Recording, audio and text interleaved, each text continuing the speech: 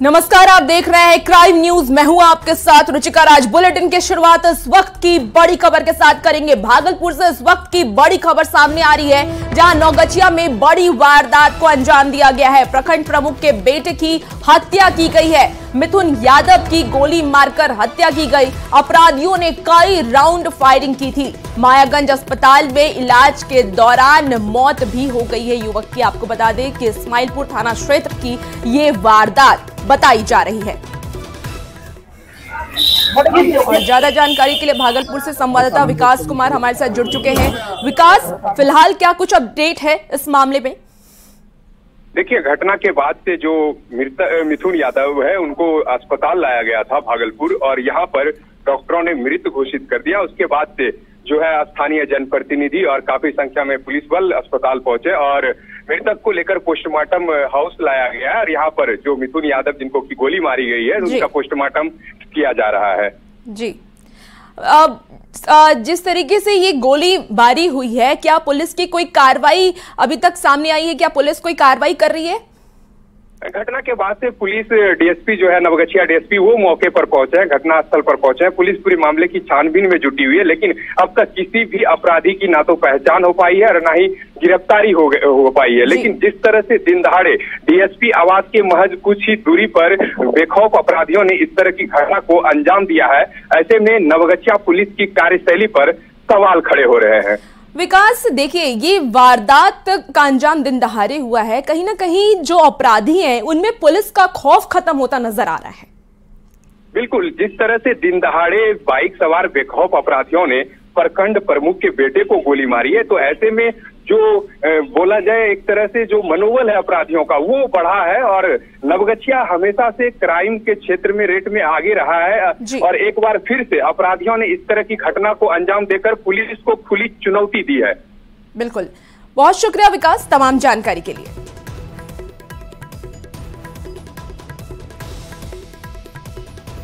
तो देखिए,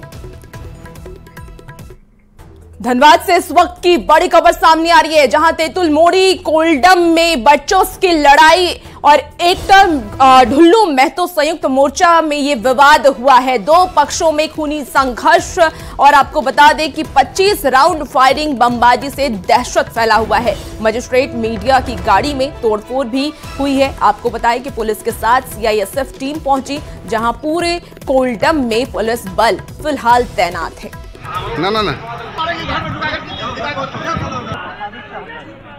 तो बड़ी जानकारी दे रहे हैं धनबाद से, जहां तेतुल मोड़ी कोल्डम में वर्चस्व की लड़ाई, और आपको बता दें कि एटक ढुल्लू महतो संयुक्त मोर्चा की वजह से यह विवाद हुआ। दो पक्षों में खूनी संघर्ष हुई है और 25 राउंड फायरिंग की गई। इसके साथ ही बमबाजी से दहशत फैला हुआ है पूरे इलाके में। मजिस्ट्रेट और मीडिया की गाड़ी में भी तोड़फोड़ की घटना सामने आई है। देखिए, तस्वीरें देखिए आपके टीवी स्क्रीन पर, जहां तोड़फोड़ की घटना भी हुई है, और ये साफ देख पा रहे होंगे कि वहां के जो लोग हैं वो दहशत में हैं।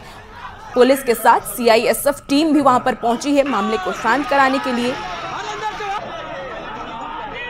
तो तस्वीरें आपके टीवी स्क्रीन पर, जहां पर ये साफ है कि धनबाद में इस तरीके की घटना को अंजाम दिया गया है। आपको बताएं कि एटक ढुल्लू महतो संयुक्त मोर्चा में ये विवाद हुआ। दो पक्षों में खूनी संघर्ष हुई है और 25 राउंड फायरिंग।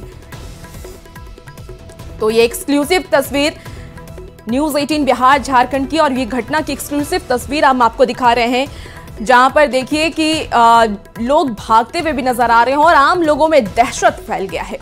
और ज्यादा जानकारी के लिए धनबाद से संवाददाता संजय गुप्ता हमारे साथ फोनलाइन पर जुड़ चुके हैं। क्या कुछ अपडेट संजय? सबसे पहले तो यही जानना चाहेंगे। अपडेट अब तक यही है कि स्थिति अभी भी तनावपूर्ण है, लेकिन नियंत्रण में है। वहां पर से कुर्की सीओ आ चुके हैं, भारी संख्या में पुलिस बल और सीआईएसएफ बलों की तैनाती की गई है। पूरा क्षेत्र है कोल्डम जो है तो पुलिस छावनी में तब्दील कर दिया गया, और जो वहाँ प्रदर्शन करने वाले थे, जो बंदी करने वाले थे, उन सभी को वहाँ से हटा दिया गया है। फिलहाल वहाँ पर जो लोड गाड़ियाँ थी, पहले से लोड गाड़ियाँ थी, उन्हें भी अब कोल्डम से लोडिंग होने के बाद निकाल दिया गया है। और अब पुलिस और सीआईएसएफ जो उपद्रव किए थे, जिन्होंने बमबाजी की थी, गोलीबारी की थी, उनको चिन्हित करने का काम किया जा रहा है। और प्रशासन का साफ कहना है कि जो भी उपद्रव को किए हैं उनमें से किसी को बख्शा नहीं जाएगा, जो भी चिन्हित किए जाएंगे। संजय, दो पक्षों में खूनी संघर्ष और 25 राउंड फायरिंग की गई, इसके साथ ही बमबाजी भी की गई है। क्या वजह रही, किस वजह से ये विवाद हुआ है?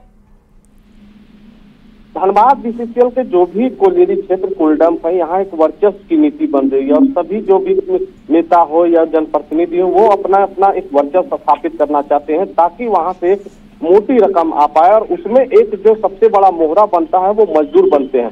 बड़े संख्या में मजदूरों को अपने तरफ लाया जाता है और उसके बाद वहां पर बंदी के लिए अनिश्चितकालीन धरना प्रदर्शन करवाया जाता है और फिर मैनेजमेंट से वार्ता का दौर चलता है।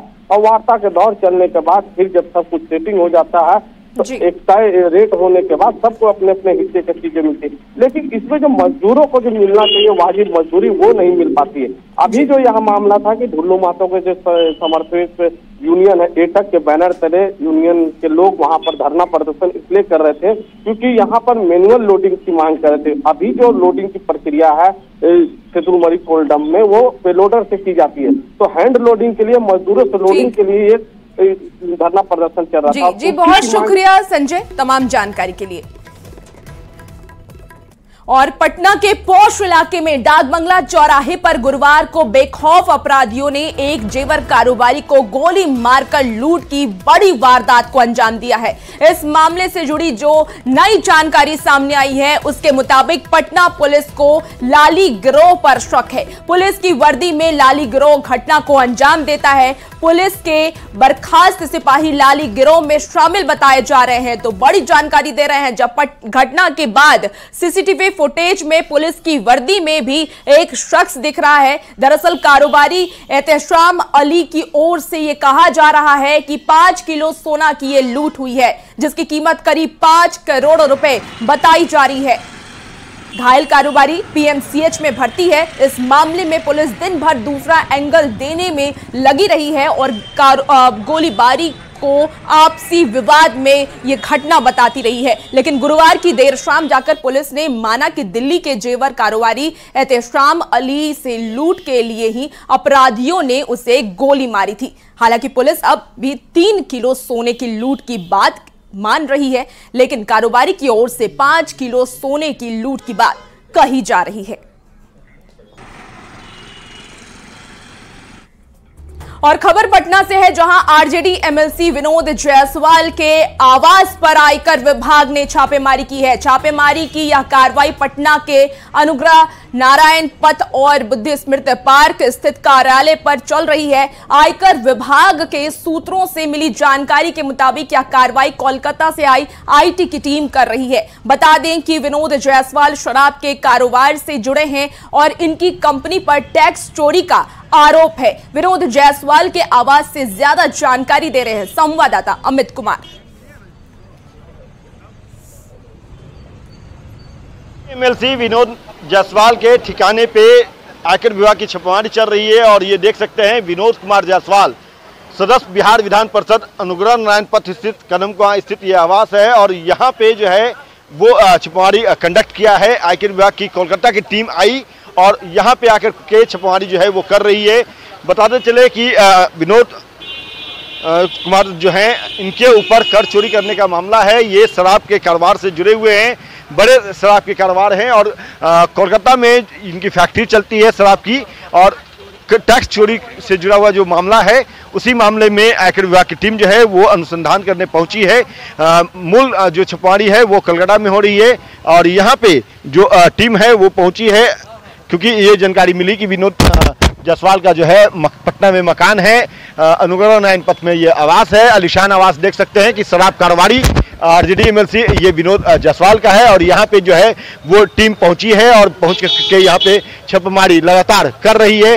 कहा यह जा रहा है कि करोड़ों का कर चोरी जो है वो विनोद जायसवाल ने किया है। इनकी जो कंपनी है जो शराब निर्माण करने का काम कलकत्ता में किया करती है उसके द्वारा जो है करोड़ों का कर चोरी किया गया है। और उसी मामले में छानबीन करने के लिए कोलकाता से आयकर की टीम जो है वो यहाँ आई और आकर के छापेमारी कर रही है। ये छापेमारी जो है कहा यह जा रहा है, आयकर विभाग के जो हमारे सूत्र हैं वो बता रहे हैं कि ये छापेमारी जो है वो लंबी चल सकती है। हालांकि मूल जो छापेमारी है वो कोलकाता में है, जहां पे इनकी शराब की फैक्ट्री चलती है।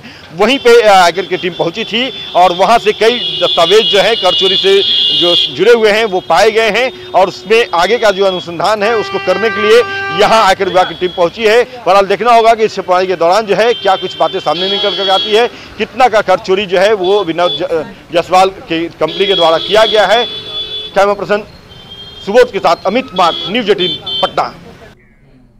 और अब खबर गुमला से है, जहां ससुराल वालों पर विवाहिता की कीटनाशक खिलाकर हत्या का आरोप लगा है। गंभीर हालत में उसे अस्पताल लाया गया है। गंभीर हालत देखते हुए उसे रिम्स रेफर किया गया था, लेकिन इसी दौरान उसकी मौत हो गई। मृतक तरन्नुम कतरी गांव की रहने वाली थी और 6 महीने पहले ही उसकी शादी तबरेज के साथ हुई थी। परिवार का आरोप है कि बाइक और 55,000 कैश के लिए उसे प्रताड़ित किया जा रहा था, जिसे लेकर उसने महिला थाने में आवेदन भी दिया था। महिला की मौत के बाद ससुराल के लोग अस्पताल से फरार हो गए। पुलिस मामले की जांच में जुटी है।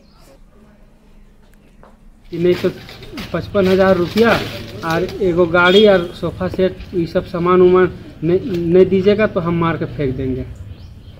तब फिर बोले हम यहाँ से फिर 2-4 दिन रुके, उसके बाद में फिर हम दिए अपने से सलाह मशवरा करके आए, फिर भी मारपीट करके उसका आँख जगह काला कर दिया था। और वो लोग बोला था कि हम मारेंगे आज न कल मारेंगे। और गुमला से इस वक्त की बड़ी खबर सामने आ रही है, जहां विषिप्त से दुष्कर्म का यह मामला सामने आया है। मोरिंग के मुखिया समेत 9 भेजे गए हैं जेल। तो रामू लोहरा पर दुष्कर्म का यह आरोप है। आफ्ताब खान पर वीडियो बनाने का आरोप है। पीड़िता की हत्या करने की कोशिश की योजना बनाई गई थी। आपको बता दें कि ऐसा पुलिस का कहना है। बसिया क्षेत्र में हुई थी यह वारदात। तो बड़ी खबर गुमला से, जहां पर विषिप्त से दुष्कर्म का यह मामला सामने आया है। मोरिंग के मुखिया समेत 9 भेजे गए हैं जेल। बड़ी खबर बता रहे हैं, जहां रामू लोहरा पर दुष्कर्म का आरोप लगा है। और पूर्णिया से इस वक्त की बड़ी खबर सामने आ रही है, जहां नाबालिग की गला दबाकर हत्या कर दी गई है। प्रेम प्रसंग में हत्या का यह आरोप लगा है। प्रेमी पर हत्या करने का यह आरोप लगा है। तो आपको बता दें कि आरोपी प्रेमी समेत एक महिला गिरफ्तार भी किए गए हैं। इस मामले में भवानीपुर थाना के मरथवा की ये घटना बताई जा रही है। और खबर पलामू से है, जहां लगभग 20 से ज्यादा महिलाएं फर्जीवाड़े का शिकार हुई हैं। मोदनी नगर शहर इलाके में करोड़ों रुपए लेकर समूह की लीडर फरार हो गई हैं। महिलाओं ने चरणजीत कौर उर्फ बेबी और उसके पति पर फर्जीवाड़े का आरोप लगाया है। मामला मोदिनी नगर शहर थाने के बेलवा टीकर का है। आरोप यह भी है कि बेबी कौर नाम की महिला समूह का संचालन कर रही थी। कई बैंक से समूह लोन दिलाने का काम करती थी। इस बीच महिला ने समूह से जुड़ी कई महिलाओं के नाम पर पैसा निकलवा लिया और फरार हो गई। पीड़ित महिलाओं से बात की है संवाददाता नीलकमल ने। महिलाओं के साथ ठगी किया जा रहा है। पलामू में भी एक ताजा मामला आया है, जिसमें कि सैकड़ों महिलाएं उस ठगी का शिकार हुई है। बेबी कौर नाम की जो महिला है, खासकर और नाम की महिला है जिसने चीट फंड किया है। यहाँ पे आप देख सकते हैं कि लाभुक जिनके साथ ये घटना घटी है, लगातार ये प्रशासन का गुहार लगा रही है, मांग कर रही है कि वो आरोपी की गिरफ्तारी हो। हम पहले शुरू मरतबा तो हम लिए थे, पैसा अपना चुकता कर दिए, फिर दोबारा बेसी पैसा आने लगा तो हमको है ना उतना औकात नहीं था लेने के लिए कि हम ले सकते हैं। तो फिर बोले कि नहीं मेरा दे दो, तो हम बोले कि नहीं हम बिना सवार से बिना पूछ ले नहीं देंगे। तो बोला कि आपको सवार कुछ नहीं करेंगे, हम चुप्पे करवा लेंगे। तो बिना चुप्पे हम उसका सवार के आधार हम लाए, उसका फोटो लाए और क्या बोलते वो मंगावल गया, बोला न कि लेके आओ। हम सब 3 लाख हम लोग समूह लोन चलाते थे। बेबी भाभी उनका नाम चरणजीत कौर था, वहाँ से हम लोग का समूह लोन चलता था। हम लोग लोन लेते थे, लेकिन लोन लेने के बाद जब हम लोग का लोन पास होता था तो हम लोग को जरूरत नहीं था, तो वो बोले कि लोन निकाल के दे दो हमको। हम भर देंगे ये वो। हम लोग बहुत दिन से हम लोग उनके पास थे, बहुत साल से थे, बहुत विश्वास था। कभी नहीं सोचे थे, अपना घर था उनका, कभी ये नहीं सोचे थे कि वो चली जाएंगी। लेकिन आज ये इतना बड़ा धोखाबाजी करके हम लोग से सारे महिलाओं का। और फिलहाल इस बुलेटिन में इतना ही, रुकेंगे एक छोटे से ब्रेक के लिए, जल्द होंगे हाजिर।